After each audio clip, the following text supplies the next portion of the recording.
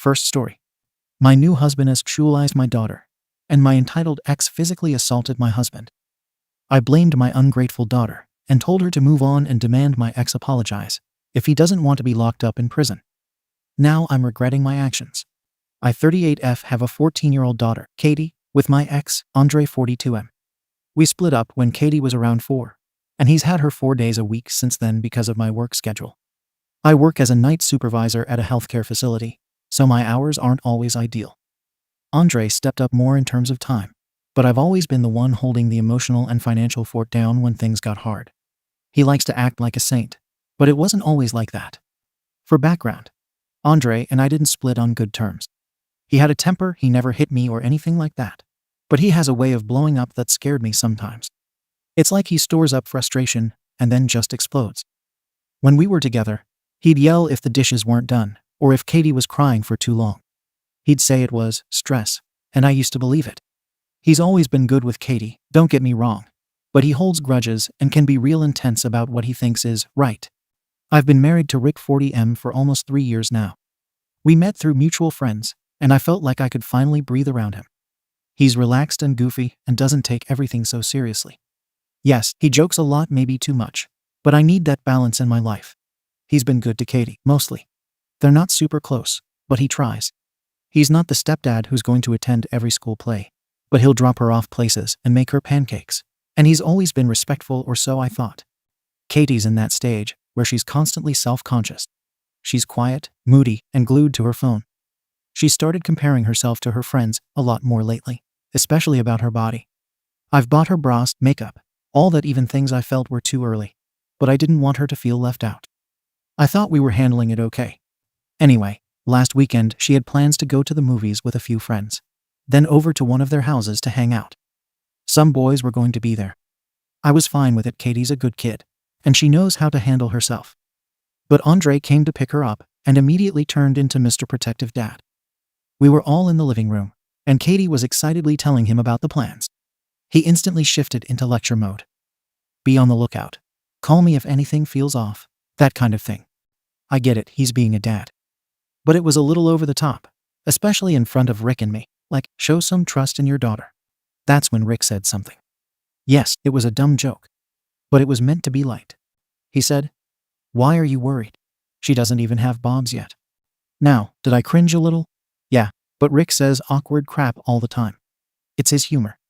He makes dumb, off-the-cuff remarks like that even to me.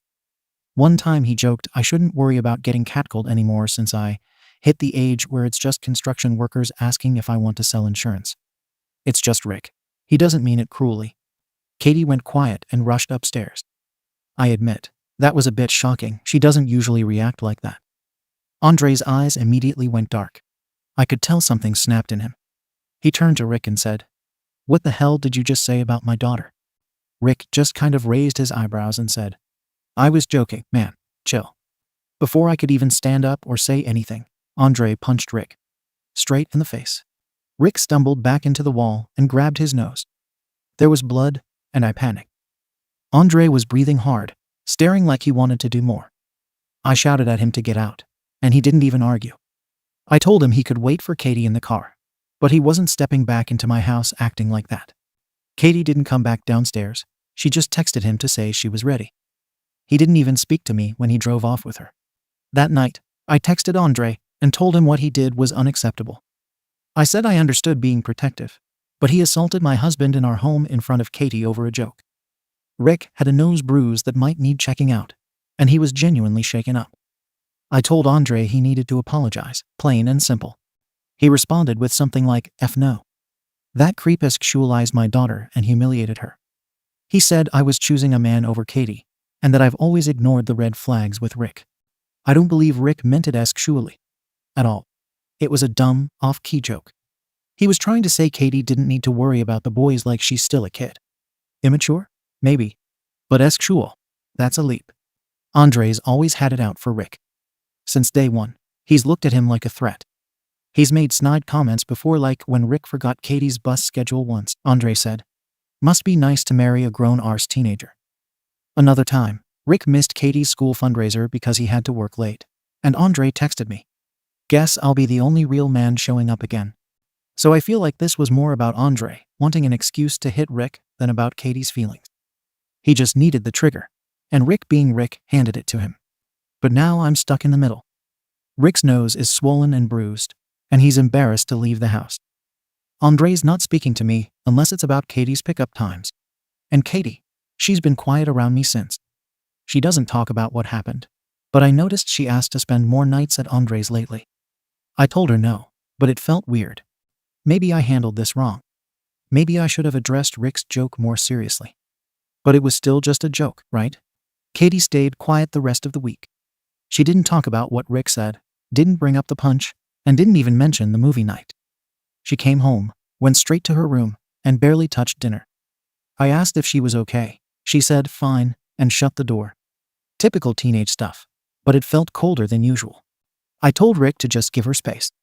He said he felt bad not for what he said, but because everything's blown out of proportion. He tried to make a joke again that night, saying, "Maybe I should wear a helmet around your ex next time." I didn't laugh. Andre refused to talk unless it was about drop-offs. He didn't come to the door. Katie walked out to the car without a word.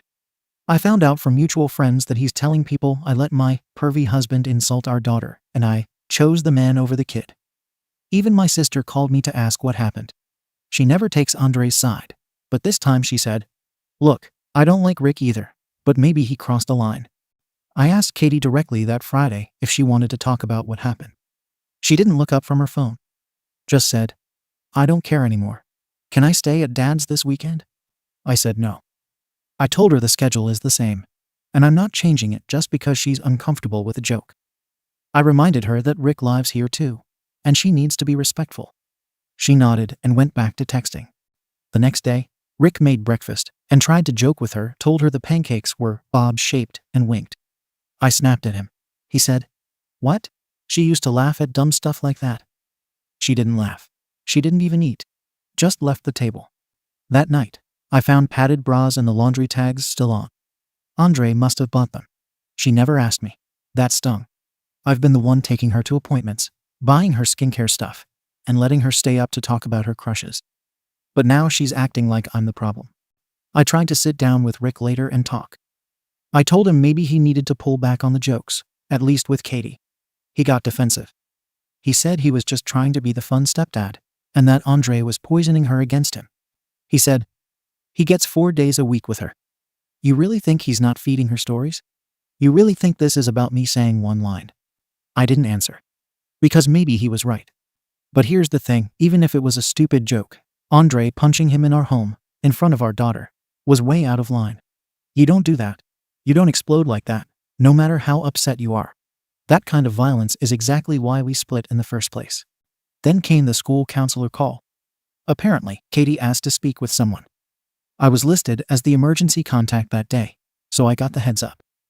The counselor didn't say much, just that Katie was struggling with body image issues and made a comment about being embarrassed in front of adults. I didn't tell Rick about the call. I didn't see the point. What's he going to do? Write an apology card? He doesn't talk about feelings. He makes jokes and waits for it to pass. Andre, meanwhile, keeps pushing.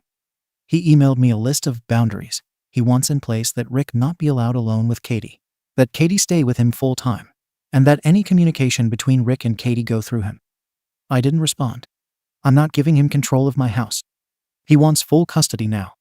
Says I failed to protect our daughter from a man who humiliated and sexualized her. He's looking into getting a lawyer. But Rick didn't touch her. He didn't ogle her. He made a dumbarse joke, yes, but it wasn't predatory. And Andre laid hands on him over it. Why is that okay? Now my daughter barely speaks to me. My ex is going nuclear. My husband walks around like a victim. And somehow I'm the one everyone's mad at. I don't know what else I'm supposed to do here. I've tried to keep peace. I told Katie I'm here to talk.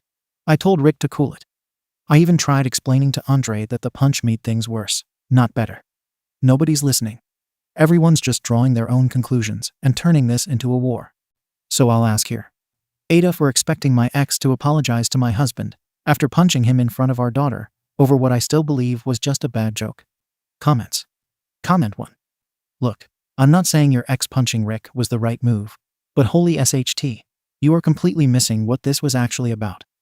Your 14-year-old daughter, who is clearly struggling with body image, got mocked in front of two adult men, one of whom is supposed to be a parental figure, about not having bobs yet. That's not just a dumb joke. That's humiliating and weirdly focused on her body, in a way that a grown-arse man should never go. And your response? It was just a joke. He didn't mean it that way. Newsflash, intent doesn't erase impact. Your kid was mortified and ran off. That should have been your signal to pull Rick aside and say, "Hey, you crossed a line. That's not okay." Instead, you're mad Andre got violent, which, yes, wasn't okay. But you're completely fine excusing Rick every single step of the way. Your daughter now avoids meals, barely speaks to you, and wants to stay with her dad. But sure, the real issue here is Andre's temper. Jesus. Wake up. Comment 2. Alright? Rick's joke was effing inappropriate. Whether he meant it sexually or not doesn't matter. You don't talk about a teenage girl's chest like that, period. She doesn't even have bobs yet. Are you kidding me? I'd deck a guy too if he said that about my daughter. But this whole post? This isn't about Rick. It's about you. You've decided that keeping your husband happy matters more than protecting your kid. You wrote paragraphs defending Rick's humor, his nose, and his bruised ego, and what? Katie gets a line or two about being quiet and moody. And now she's pulling away, seeing the school counselor, and doesn't even want to be in the same house with the guy. Your husband is making body jokes. Your daughter is eating dinner alone. And you're mad your ex wants full custody. I'll say it. YTA. And you're going to lose your daughter if you keep minimizing this. Comment 3. I'm going to be that guy and say, this was never about the joke. This was a turf war, and Rick walked into it like a clown with a target painted on his face. Andre's got unresolved control issues, clearly. He sees Rick as competition, and to be fair, you admitted he's been snide and territorial before. The second Rick gave him anything to latch onto, he took it and threw a damn punch. He's not just mad about the comment. He's mad that Rick exists. But here's where you screwed up. You're letting Rick play victim, but you're not acknowledging that Rick has never really built a relationship with Katie. He's not some dedicated stepdad who made one mistake. You said it yourself, he's not gonna go to every school play. He makes awkward jokes, and now he's cracking pancake TTTY jokes to a teenage girl. If that's his idea of bonding, no wonder she's withdrawing. Andre shouldn't have hit him. But Katie's clearly telling you who she trusts. And it isn't Rick. You're just choosing not to hear it. Update. I get that Reddit likes to dogpile when they think someone's wrong, but the things people said about Rick were disgusting. Creep. Pervert. Scumbag, really? Over a joke that came out wrong. I wanted to clarify a few things.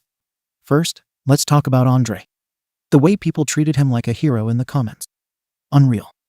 This is a man who used to scream at me for putting too much salt in his eggs. He once punched a hole in the wall because Katie spilled juice on his car seats when she was 6.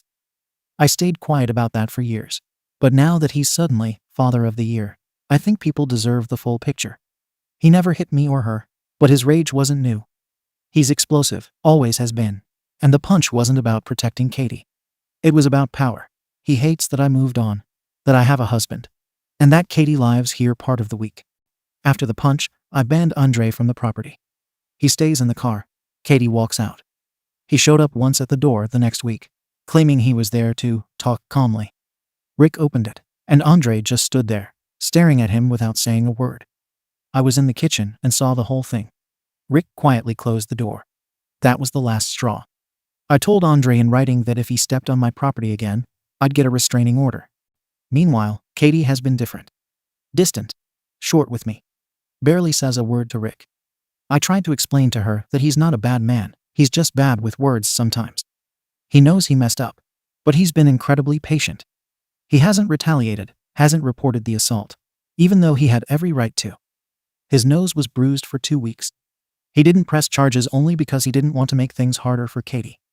What really got me was finding out Katie's been telling her friends that Rick bullied her about her body.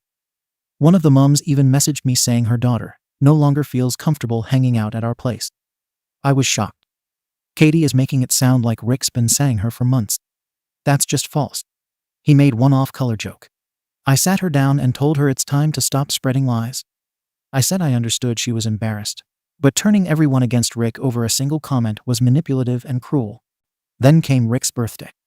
We had dinner reservations, and I asked Katie 3 days in advance. She said she wasn't feeling well. I knew she was lying. Andre posted pictures on Facebook of the two of them at some local food truck event that same night. I was furious. Rick noticed. He tried to act like it didn't bother him, but I could see it in his face. She couldn't even show up for one dinner. That's not normal teenage behavior. That's targeted disrespect. We started family therapy per the school's suggestion, but it was a joke. The therapist clearly had a bias. Every session was, "How does that make Katie feel?" or "What boundaries need to be respected?" No one ever asked me what I was going through. I didn't even bring up the joke. I knew if I told the therapist about it, she'd twist it into something it wasn't and probably report it. I'm not letting them ruin Rick's life over something so petty. The worst part? Andre's new girlfriend messaged me. She's a teacher or nurse or something. Said she's concerned about Katie's emotional safety and that she's seen changes in her behavior. Who the hell does she think she is? She's known my kid for 3 months. I blocked her instantly. You don't get to play mom from the sidelines. Rick and I have talked about having a baby. I know people will freak out about that, but honestly, I want to build something that's ours. Something not constantly under Andre's shadow. Rick's kind. He brings me coffee at work, he helps with the house, and he's never raised his voice to me ever. He just has a weird sense of humor. I'm not going to destroy my marriage because Katie can't handle a joke and Andre's hellbent on revenge. But now Andre's pushing for full custody. Says I've failed to protect Katie emotionally, and that my choice in partners puts her at risk. I got the lawyer letter last week. He's using the therapist's vague notes and twisting them to make me look negligent. I'm fighting it, but it's messy, expensive. And Katie, she acts like none of this is happening. Like she's above it. She won't even say goodnight to Rick when she's here. She goes straight to her room, locked door. She's treating him like he's a predator, and I won't stand for that. That's not just teen moodiness. That's brainwashing. So I'm done playing the peacekeeper. I'm done walking on eggshells. I'm her mother. She doesn't get to rewrite what happened. Rick isn't a creep. He's not dangerous. He's my husband, and I love him. One bad joke doesn't erase 3 years of him being part of this family. If she can't forgive him for one moment of poor judgment, that's on her. And if Andre wants to throw lawyers at me, fine. Let's see how far he gets with his concern when the court sees his history of anger and intimidation. Katie will grow up. She'll see who was really trying and who just wanted to control everything. But right now, I'm standing my ground. Comments. Comment 1. You know what struck me the most? It wasn't the comment or even your defense of Rick. It was how confident you are in rewriting everyone else's feelings. Rick didn't mean it.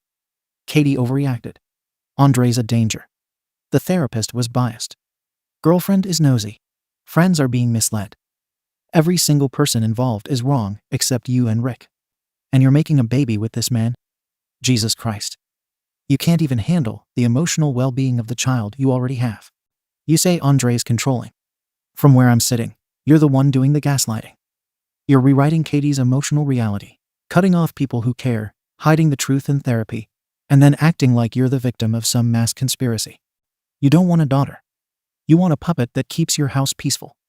Comment 2. Let me tell you exactly how this plays out from Katie's perspective. You let a man you married make a humiliating comment about her body.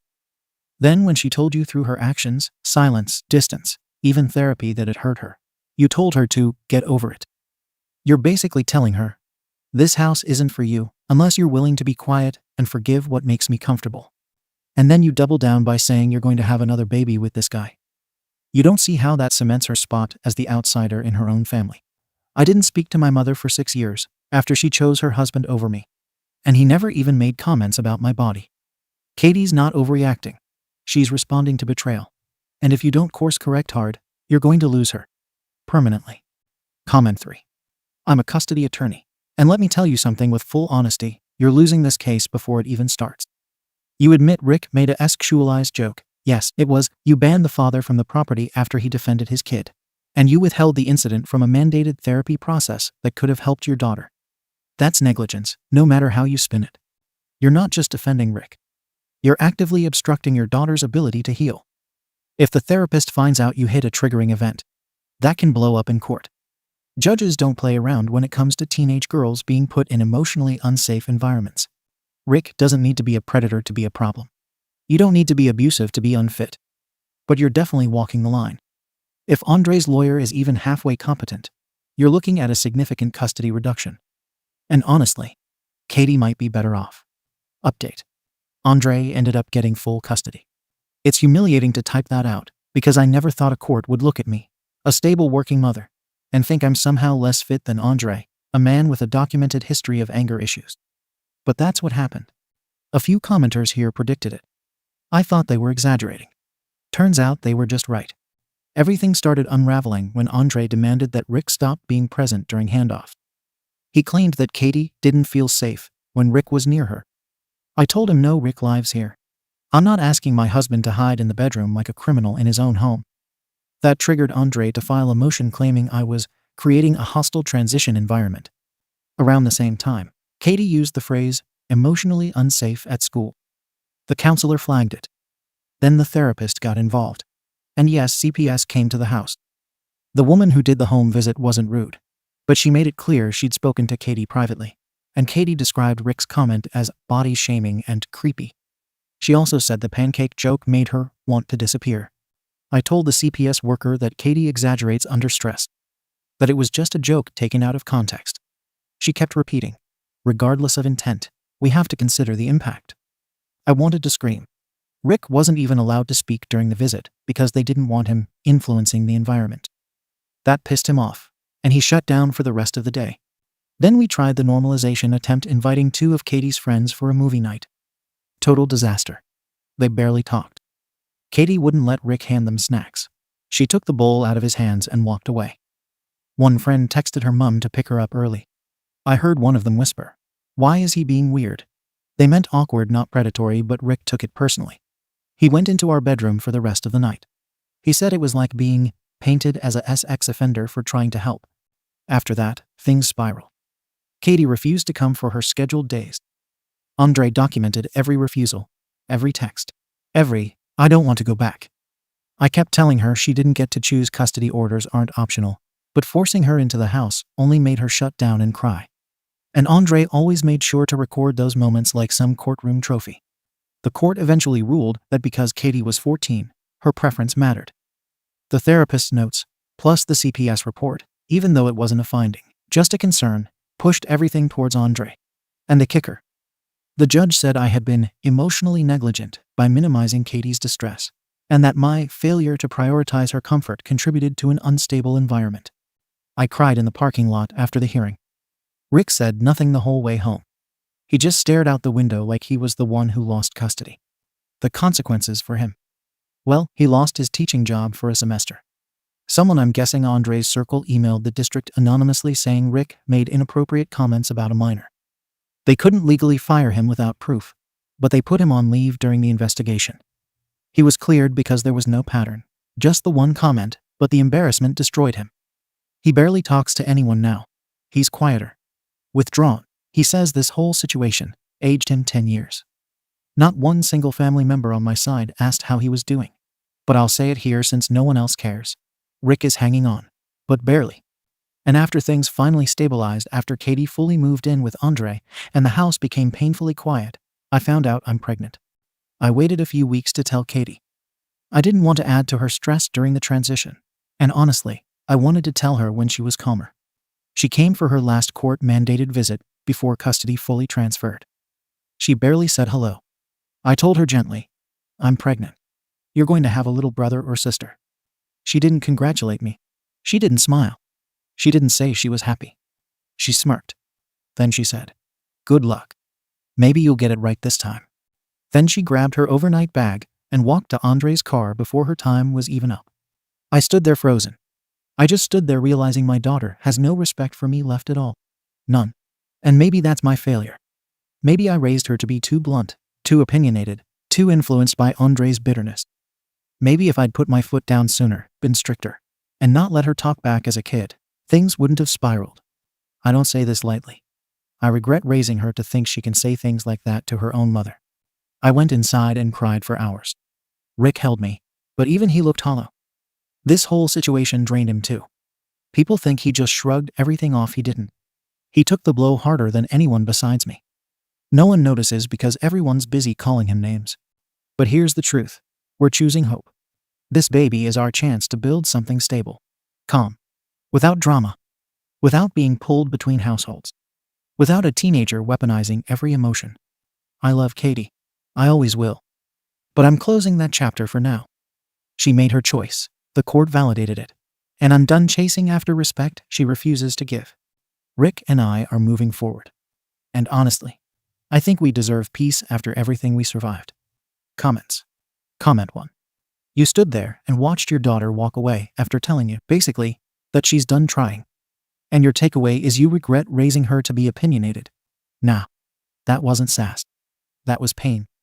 That was a kid who got humiliated, ignored, dismissed, then blamed, and when she finally stood up for herself, her mom sided with the guy who made the comment. You didn't lose Katie because she's Andre's pawn. You lost her because she figured out you'd rather protect Rick's ego than her safety. She ran out of ways to scream, "This hurts." And now she's done trying. You think the baby's going to be a reset button? That's delusion. You don't start fresh by pretending the first child you failed is somehow a bad egg. Honestly, I hope that kid does turn out different, but only if you do. Comment 2. I don't even like your ex, Andre. Sounds like a DCK rage issues, micromanaging, overcompensating alpha energy. But let me say this. I get why he went scorched earth. He saw his kid hurt and humiliated by a man you brought into her life. And instead of hearing her, you closed ranks around the guy who did it. He probably felt like the only adult who gave a SHT. I've got a teenage daughter. If my ex's husband ever said anything like, "She doesn't have bobs yet," I'd be in cuffs. I don't condone the punch, but I understand the instinct. That wasn't about violence, that was about helpless fury. You keep saying Rick was misunderstood. Maybe he was. But no one, not even you, ever stopped to say, "Katie, that shouldn't have happened." That's all she needed. And now she's gone. You didn't lose her to Andre. You gave her away by pretending neutrality was compassion. It wasn't. It was cowardice. Comment 3. I'm not surprised CPS flagged your home. I've sat through dozens of cases like this. An emotionally checked out parent marries an awkward guy with boundary issues, ignores the kid's discomfort, downplays every red flag, then acts shocked when custody is taken. You didn't protect your daughter, not from danger, maybe, but from humiliation, discomfort, dismissal, and constant invalidation. That stuff sticks deeper than you think. Kids don't need to be beaten to feel unsafe. Sometimes the most damaging homes are the ones that feel quiet, but don't allow space for their emotions to exist. And for the record, it sounds like Katie was the only one telling the truth in that house. Everyone else was trying to manage her like she was a problem to fix. She got out. That's a win for her, not a failure on your part. The only failure here is that you never actually listened. Second story. My child-free fiancé pranked my mom by saying I'm pregnant to announce our engagement. Then found out I had a hysterectomy and claimed I betrayed him. So I'm a late 20s F, and my fiancé is an early 30s M. Let's call him Carlos, are still fighting about this. And it was already 2 weeks ago. When I was 21, I had a partial hysterectomy due to adenomyosis. It was very painful, and my doctor spent 2 years fighting for the approval because many people were against the idea. I didn't mind losing my uterus because 1. It was very painful, and 2. I was always child-free. Even as a kid, I didn't like kids. I met Carlos 3 years ago. I told him on day 1 that I was child-free and completely sterile. He said he was child-free too, so we went ahead with a relationship. He proposed in September, and we started slowly planning the wedding. I never told him about the hysterectomy itself. I did not hide it on purpose. It honestly just slipped my mind because I already told him I could not get pregnant. My mom did not know about the engagement because she was out of the country taking care of her elderly sister, and I wanted to tell her in person. She came back 3 weeks ago. After she rested for a week, we invited her to lunch so we could tell her about it. Carlos is a prankster, but not the weird kind. While we were eating, and before I could show my mom the ring, he grabbed her hand and said, "I am sorry, Mrs. Mymam, I impregnated your daughter." My mom burst out laughing, looked at me and said, "Either you are about to get rich, or you grew a new uterus." I laughed too and said I hope not, because I had to talk to half the doctors in the country, and their grandmas for the first time. Carlos stared at me and said, "What do you mean?" My mom said, "The hysterectomy." Of course Carlos said he had never heard about it. My mom laughed again and asked how he did not know. I said, "I guess I never brought it up because I do not think about it anymore." We were quiet for a second. Then I showed my mom the ring, and we celebrated. After she left, Carlos confronted me. He asked why I never told him about the surgery. I told him I had told him the important part, which was that I was sterile. He said the issue was the principle, and if I could keep something so big to myself for years, what else could I hide? I feel like that is unfair for me. I shared the relevant part at the moment, and later I just didn't think about it. I was not trying to keep secrets. I simply didn't think the medical details were relevant once we already agreed on being child-free. So now we want outside opinions. Ada for not telling him about the hysterectomy. Or is he overreacting? He has read this post and approved it. So this is not only my point of view. I came back, and there were so many responses. I'll make a quick edit to clarify some things. How did you forget to tell him this? It was a very traumatic experience, and everyone and their mother looked at my vagina uterus, actually. I felt embarrassed for a long time and pushed the experience deep enough till I forgot about it. Why didn't you tell him? At first, because I wasn't about to trauma dump on a dude I'd known for 2 hours, and I'm just a very quiet person. On our first date, I said maybe 50 words. I'm more talkative now, at least with him, but I like my privacy and to keep things that feel deeply personal just to myself, unless they're relevant to something. Edit 2. Hey, now that we have time to read some of the responses together, we want to clarify some other things. Carlos, did you know the difference between sterile and infertile? Apparently not. I thought they were the same, both meaning not able to have babies. How did he not notice she didn't have a period? To be fair, we haven't been living together for that long, 5 months, and he thought I had PCOS like his sister. Are you really child-free? Or did you think you'd change her mind after the wedding? No, I am child-free, and was even thinking about getting a vasectomy just to be even safer. How didn't he notice any scars/hormone therapy, etc.? Well, I don't have any scars. The procedure was done vaginally, so the scarring is on the inside. I don't need hormones, at least not yet. I still have my ovaries, and they're healthy ATM. And for the people saying that I should have told him just in case of an emergency, you're right. And I honestly never thought about that part. We'll update once we've had our session with the couples counselor, because I feel there are things that are better to discuss with a professional. Comments. Comment 1. He's a prankster, but not in a weird way. Him. Fake pregnancy joke. Comment 2. What exactly does he think sterile means? Comment 3. Yeah, there is a big difference between sterile and infertile. Also, I had a hysterectomy due to endometriosis when I was 22. Even though I wasn't planning on having kids, there is still a lot of pain and suffering that led up to that moment. I don't know why OP's partner never asked or cared to learn about her past experiences with adenomyosis. Just odd. He seems angrier that she is sterile rather than wanting to understand or being compassionate about why she needed a hysterectomy to begin with at 21. That's a red flag on OP's partner's part. Imho. Comment 4. I feel like this is one of those dudes who don't know how women work. I strongly suspect he had no idea what sterile really means and thought that she could probably just undo something and get pregnant when she changed her mind. Comment 5. Right.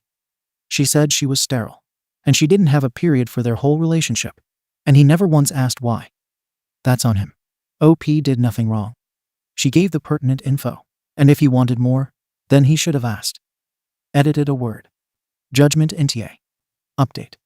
We had our session yesterday, and I think I'm ready to post an update and clarify some things. We decided to write it from my POV because we tried doing it from both of ours, and it was confusing to understand.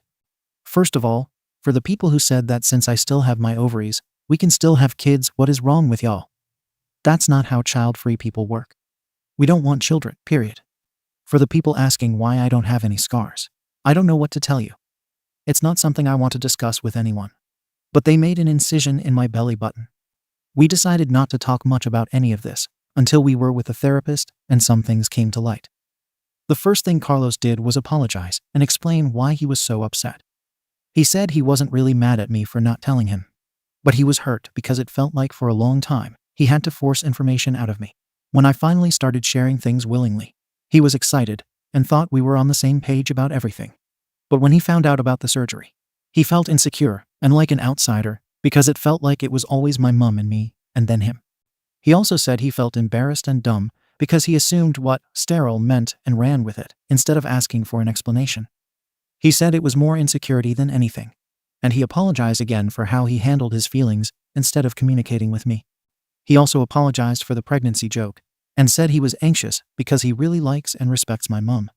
But he wasn't sure if she accepts him, and in a moment of nervousness, He tried to lighten the mood with a joke that failed horribly. For my part, I also apologized for not sharing this with him, and for being so cold and distant sometimes. I told him I love him so much, and I really want to spend the rest of my life with him. And I reassured him that I will always tell him things about me, even if they don't seem very exciting or important. After our session, we went home and shared every single stupid thing about each other. So there are no more secrets. I knew almost all of them because Carlos is Mr. Oversharer. But I found out he broke his little toe when he was 7. And he was surprised that I still have all 4 of my wisdom teeth intact. We decided to postpone the wedding planning until the holiday season is over and just enjoy everything. Then start over in January. I called my mom, and she's coming over for dinner on Sunday, so we can redo the whole engagement announcement. I know a lot of people told me I wasn't in the wrong, and that I didn't owe him any explanation. I think some privacy is always necessary in any relationship, but I want to feel close to him too. And it's not like I was really hiding things on purpose, so I don't mind sharing if it makes him feel the love I have for him. I think that's all. We really appreciate all the input and the different perspectives we got here. We'll continue with couples counseling for as long as it takes. Happy holidays to y'all. Comments. Comment 1. A relationship saved by honest communication? I think Reddit must be broken. OP. They did tell me to break up, though lol. Comment 2. Reddit people would never jump right to throwing a healthy relationship away over a single incident. Comment 3. Amazing. Communication is key. Well done. OP. To be fair, it was an honest mistake on my part, and his feelings were also valid. There wasn't any reason not to work it out.